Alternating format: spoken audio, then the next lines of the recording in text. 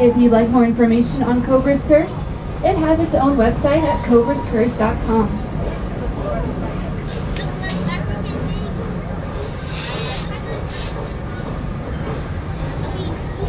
On the right, we're passing the Egypt area of the park, and that big royal blue roller coaster is the Montu. The Montu is consistently ranked as one of the top 10 roller coasters in the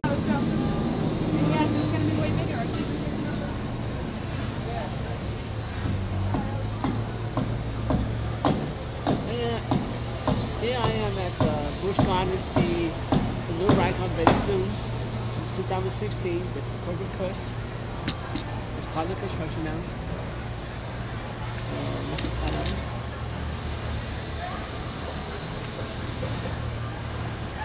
So this is the new ride come out 2016 summer for the Corba Curse.